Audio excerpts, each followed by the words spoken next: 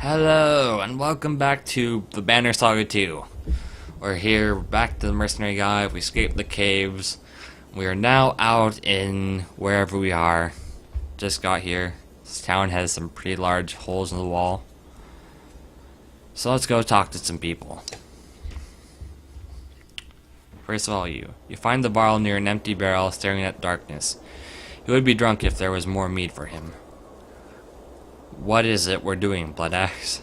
I mean honestly, what's the plan rolling around in that head of yours? Get paid like always, trying to keep us alive, to beat you senseless if you drink all the mead? If you keep drinking all the mead? Trying to keep us alive? Yeah. And you don't find it strange, a varl berserk playing den mother to a bunch of humans? You get in Sigborn's face with a deep growl. Maybe you've outlived your welcome here. Save your show of strength for one of the pups here who might actually be intimidated. You grab the warhawk by the horn and punch him in the gut. He doubles over coughing. Well, that's not very friendly. The red-haired varl grunts, rearing up with a punch and catches you in the chin. While you recover, the ravens all gather around, some daring to cheer Folka. Folka watches with interest. Charge Sigborn and lower your head. Try to wrap him up and slam him into the ground. Roll a barrel at his head. Let's not go 3. 1 sounds probably stupid. Let's go 2. Rush in and grapple with Sigborn, both of you fighting for the advantage. Everyone moves back into a wide berth. You finally get a hold and throw him down to the ground. He rolls, grabs a pot of boiling soup, and lobs it at you. You bat the pot away, but the liquid splashes you, and you roar in pain. Sigborn's face drops as he sees the rage in your eyes. The berserk you cover the distance until you start remembering drawing your axes. They slash fiercely, wildly, repeatedly. There is one less varl in the world. Everyone stays well away from you until Volka signals that your fury is past. Even then, the ravens are cautious as they strip Sigborn's body of valuables and prepare his pyre. Well then, maybe I shouldn't have gone and talked to him. Volka Zephyr is speaking quietly to Volka. Volka Zephyr is speaking quietly to Volka when you approach. Not forbidden, only rare for Volka to have children. Valka, however you say it. So Nichols was like a son. He was not my child by birth. What did you do to him back in the cave? Some mother killing your cub to save your own fur. He's dead. No use talking about him. What did you do to him? I did the only thing I could do. The thing that we never want to do. The Volka's eyes fill with tears. I forced escape in the pattern, which won't mean much to you. Suffice it to say that menders usually repair skips or mistakes in the woven fabric of our world. They cover powerful exposed threads until all is right, and the pattern is whole. I did just the opposite. You stare at her blankly. By skipping Nichols, I exposed the thread and used that power to end Eyeless's attack. And that cost Nichols' life? Yes, but the sacrifice every mender is prepared to make, should it be necessary. How do I know you won't skip me when we get to Manahar? Because I can't. It is the constant choice a mender is taught how to make. Silence spans a few moments. A brave kid, then. The ravens will remember him in the battle chant. I'm sure he'd have liked that. Was there anything else you wanted to discuss? An idea of why Glulinar would abandon its prisoners? Enough talking, let's keep... Yeah, been out of contact with the council since I departed for Bindal. But it can't be good. Oh hey, you can zoom in on these screens. Kind of weird, but you can. If the prisoners were telling the truth about everyone fleeing to Arboring, King Minolf will have serious problem to handle. I wonder if Rook and the others know what they're heading into. They're not our concern. Enough talking, let's get moving. Agreed. We need this cart to Manahar soon, and we're not far now. Well, that's good. Leave. These woodcutters were no slouches in a fight with the prisoners, Spar says, coughing. I've seen weaker men in Warden, and I think the group realizes our idea of staying here is a pretty bad one. You want to recruit them? I bet we'll need all the fighters we can get. I don't want any others to look after. More fighters is always good, but what's the downside? Same as it's always been, the Old Wanderer says. We'll eat like blasted trolls, but can't find food to save their lives. Our supplies will go quicker. We'll risk it, recruit them. Got a suspicion you actually like humans more than any other of our alive, Spar says, chuckling. He starts coughing and wheezing for air. More fighters means if we ever get into a big battle, we're safer.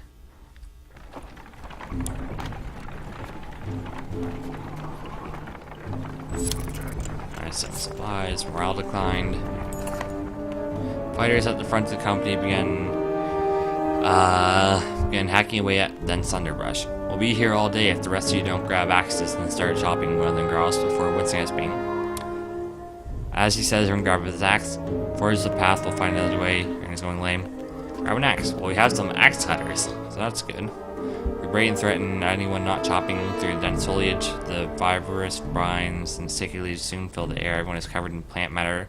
Everyone but Ollie, who stands at a distance throwing axes at the vines ineffectively. Volka's cry of agony is uncommon enough to draw your attention. Others start crying, yelping too. Knock it, Rob, before you can finish shouting. A burning, stinging pain flares to your arms, eyes, and nose. I think that the plant is poison. Ollie says before taking another drink. He feels around his pouch, pulling some brown, wet leaves. Here, take these. Here, these are cow. No counts, these counters. These make the poison go away. The pain ripples through you again, making you want to vomit. Grab the leaves and eat them. Ignore the drunk. What are they? Putroil. As Ollie fumbles around for the name of the leaves, you fall over shaking. You finally open your eyes, you feel heavy, horrible. You look around, the rest of the company as bad as took some time to get to everyone. Ollie says, searching the cart for something to drink. You might get some more sleep to be right again. Well, as long as we're not dead, that's fine. Landsman forage, yay.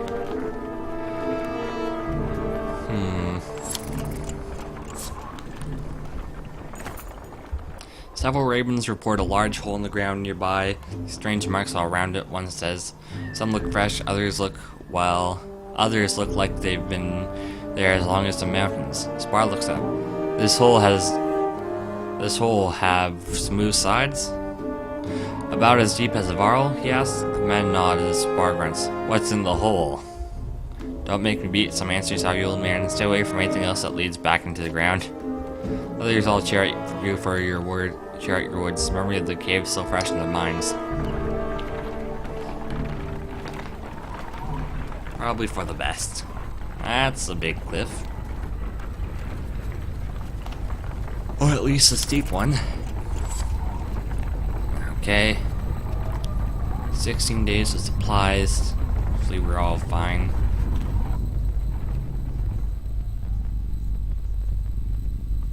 And loading screen. Oh, Godstone?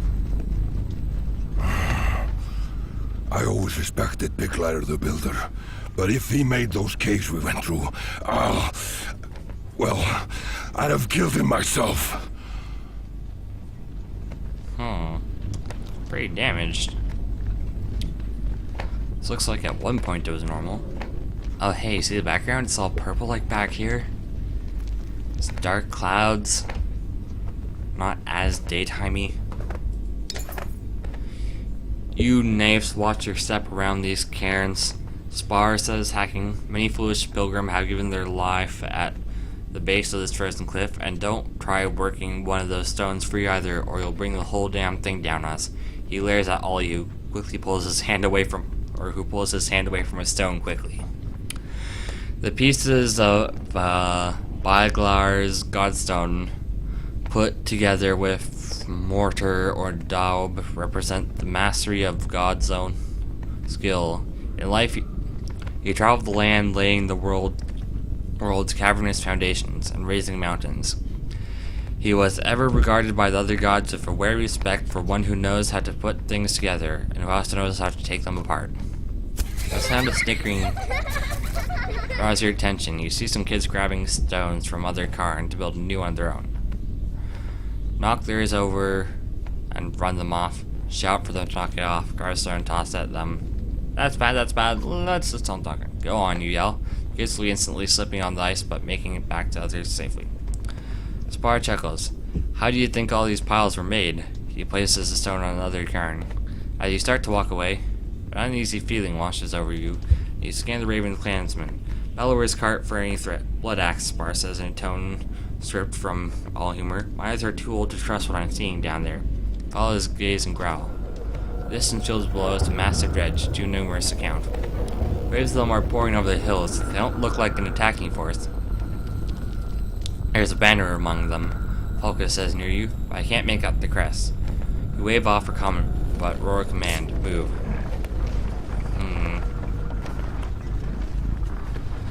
Well then. Sounds perfectly dangerous. I get the feeling that I shouldn't have stopped. Wait, I couldn't have not stopped the children. Whoops. Okay, then yeah, I feel fine with what I chose. Suppose he is the god of building or something. I feel like, okay, those are trees, but dredge are pouring over those hills like ants. Maybe those are just dredge in the background. You can't tell. We'll decide. A large group of clansmen from Bindal have stopped, gasped and whispers among them. What's the problem now, you ask, breaking into the circle and finding a couple protectively holding a bundle of the baby. It's a curse, an omen, an old man says. The child's been replaced, changed. Never seen anything like it. You wouldn't know a thing about this. Borrow, but they do. He points out a couple, and others nod. A few women holding their children tighter. Maybe the darkness did it. Maybe they have dark secrets. It's a sad, hard thing to accept, but either the baby dies or we all suffer fiercely. I'm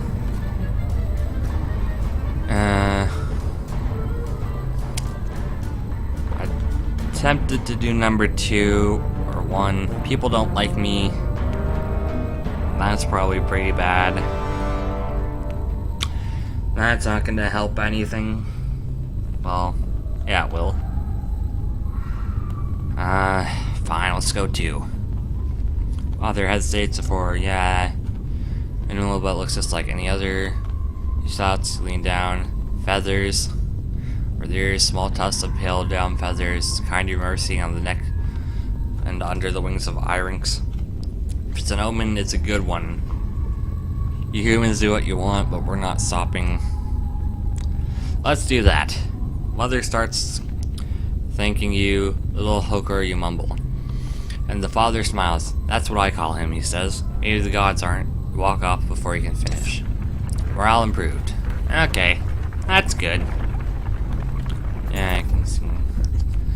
The company comes on a small village. The people are still hard at work. Only occasional glance skyward to the approaching darkness. Volka sees a man chopping wood, as she learned to do a lifetime ago.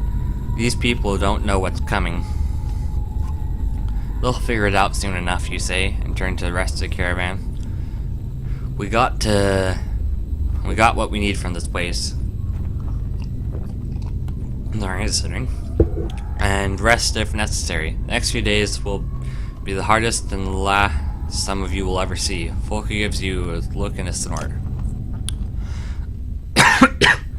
Guess that means we're finding our way through all those dredge. This guy might help sneaking through. To instruct the man to check the cart wheels and jock straps, you hear someone say, hello again. You turn quickly to see the man, Ditech.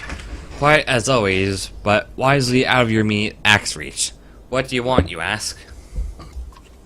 Well, just that I was scouting around this place, you know, Ditech says, and I went up on a hill to watch the dredge. The banner we saw, it's from Inartoft. Inartoft, you grimace as the town's name floods your mind with images of a giant bridge, hundreds of Varl Ivor in your way, your anger focused just beyond him. The quiet Varl Bursty looks over at you. This is Irnatoff. We should help them. Hawken might not be king after all if Junder is still alive. You call your fight with Hakon just before splitting. What are your options? We made it this far, we could use them. either failed at Irntoft or destroyed, or they've either failed at Enartoft or deserted. They're not worth it. We hit this far, we could use them. Bart commands a few fighters join you. We spear straight for them and get nothing else. Your ravens raise their weapons in silent acknowledgement. We're fighting our way through the dredge to them. What items do we have? Nothing for very high guys, so you two apparently did well. What did you do again? What is your... Ooh, you have armor breaking. Pop, I can't promote you. You did a lot.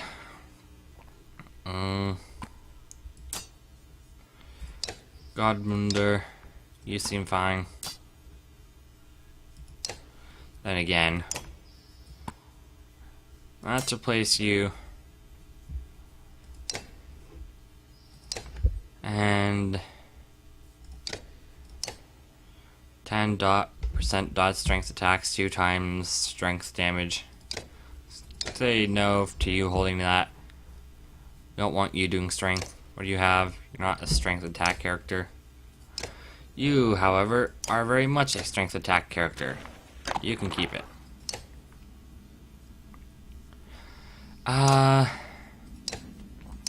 Can't promote her. Can promote you. You get some armor.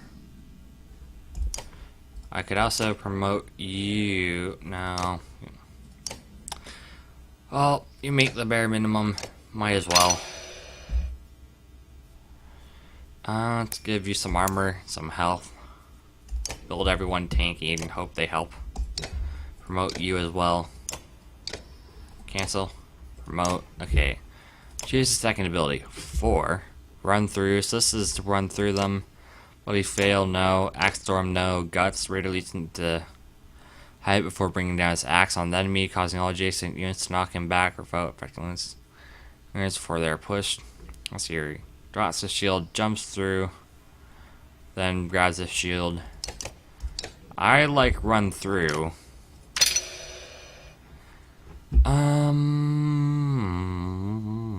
Let's give him more armor.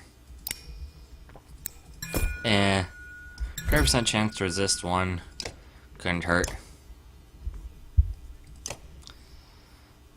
And let's ready for battle. So we just need to push through here to them. And possibly back.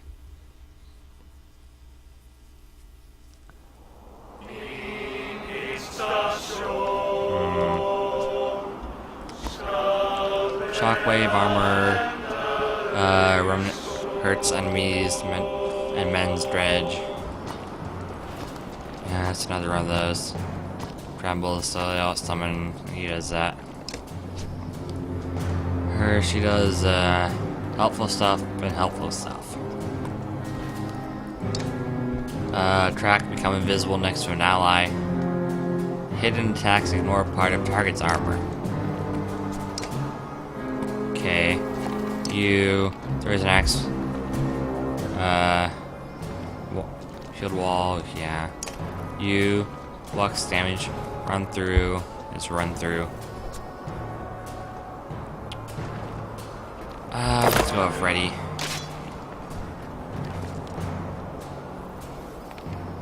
Come up here, but I don't think that's best. Let's go with Bear Rage for now. I don't want to advance him and break our wall.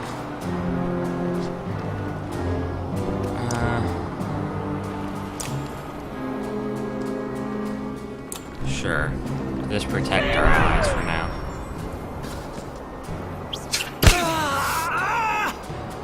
I want you to use your ability. Crack, now invisible next to an ally, and attacks ignore. Okay, now you're invisible. Great.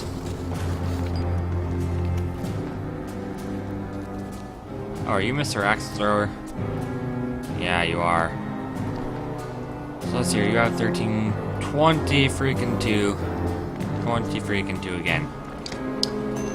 Let's get rid of that armor. Quick.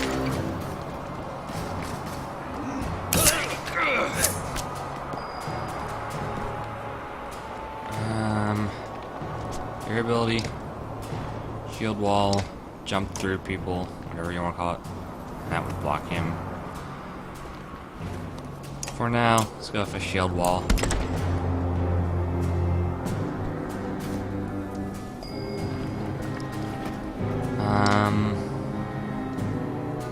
Anyone lost armor? Not. You have. I think the Runic Gale would be better. Let's just get some ruins, yeah.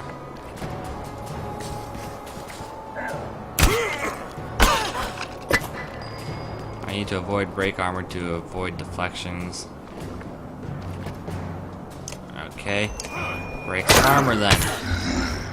I also slowly stop hitting her because I can be like, oh.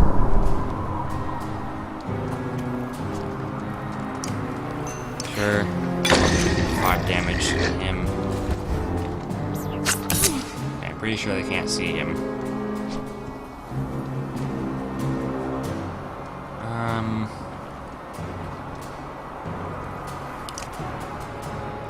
Let's just break 5 armor there too.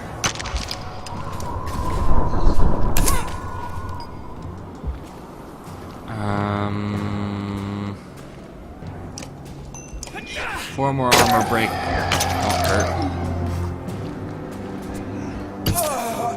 Okay, he's down.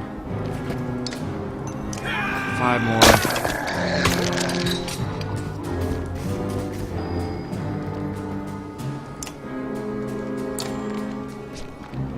Okay, he could use it. She has plenty of willpower, so it's not useful. Oh, I should be mending her. That could, like, help.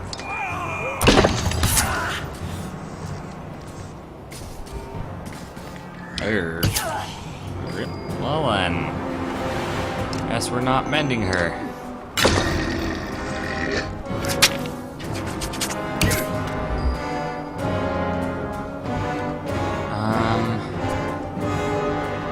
What's your ability? Axe throwing, right. Well then.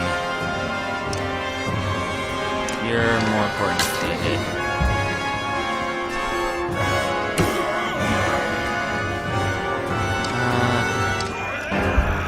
Slightly more armor.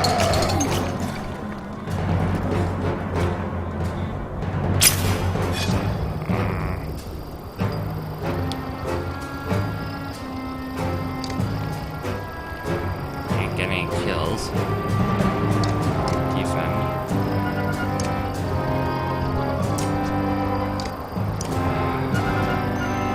Guess we're doing this.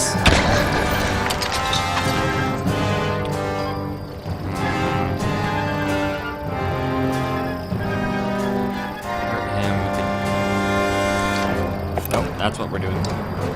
12 damage.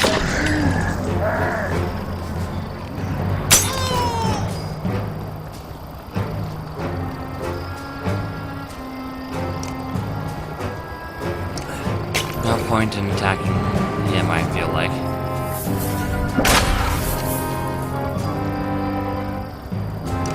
Yeah. 12 damage.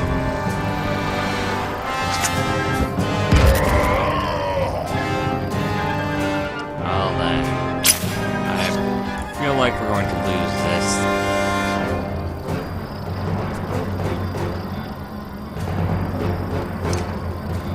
Well, we can at least kill him. Maybe.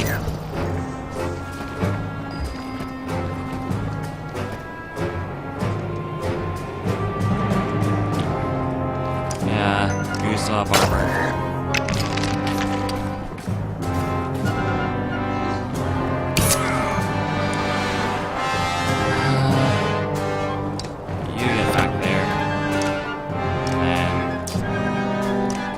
Get rid of that armor.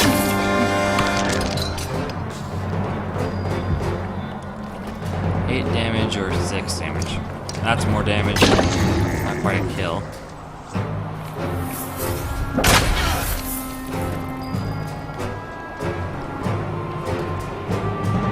We're only going to get one. Get one there.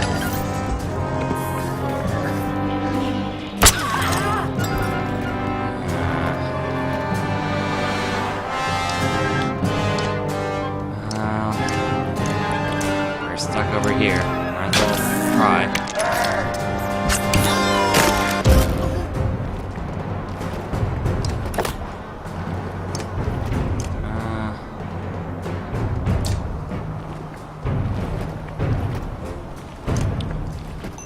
I guess we're getting rid of that armor.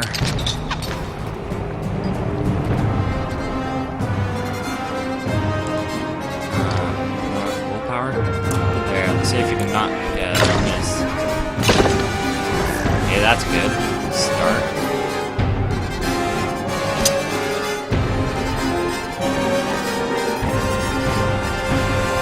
Either break his armor and hope that he'll be able to fling some more axes over here. Kill him. Sure, how's that going? Should be able to kill him.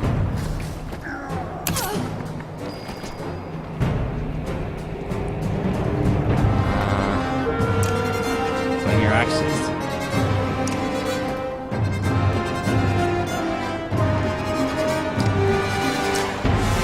Okay, good. Well then. Fortunate.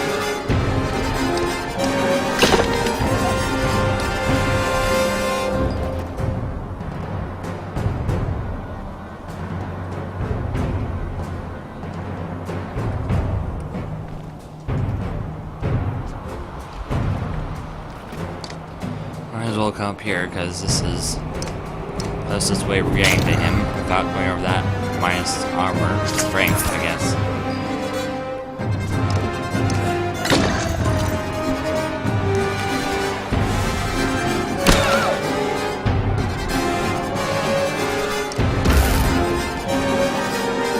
Well then, might as well do that. Seems more dangerous. Sure, you're big, so you die. Next comes you.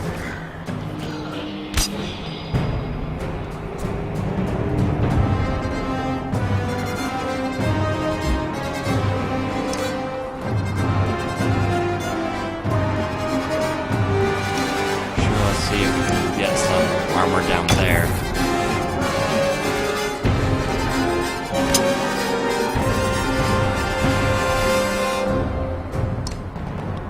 Come up here and maybe hurt him.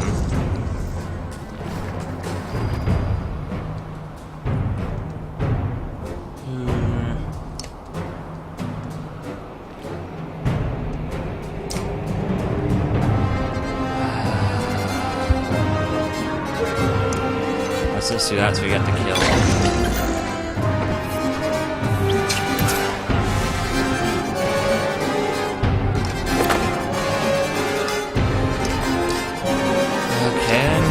Get rid of your armor next.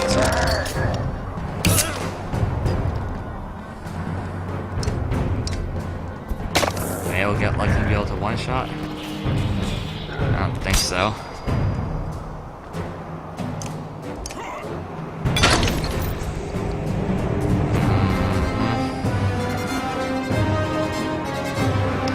I suspect that if we do this,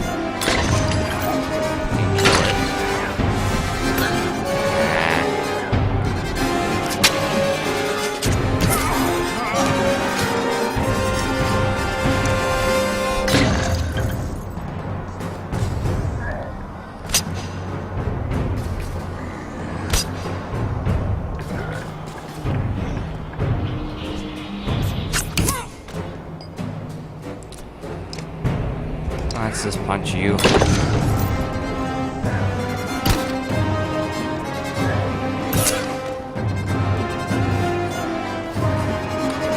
And that's this battle lost.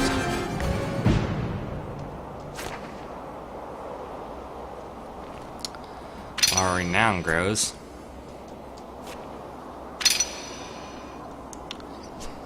Yeah, pretty much everyone's injured. Well, literally. Okay, good. I can spacebar skip that.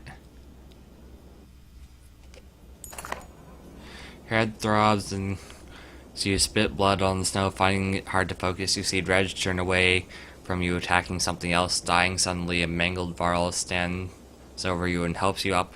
You're not certain, but it sounds like he compares you to a growth on a... Once back in the village, the deep tones of the scared Varl utter curses you've never heard before. Then she sees you. You the famed leader of these pathetic humans? The shield banger asks. These humans are the ravens, you say. And I'm Bello, I'm Balric. Who are you, and why do you look like you were spit out by a cold bear? The Varl stares at you and cracks what might be a smile beneath all the facial wounds. Fasolt, former commander of what was Innertoft, he says. You might recognize this one behind me. You glance at the Varl with barely any horns or beard. Kivig? You ask. What in the depths of Kivik is the youngest Varl, the last one made? One of the depths? Kivik? Okay. Interesting. We're all that's left of those who fled Grofenheim and stood against Belor at Irdentoff, Falstaff says.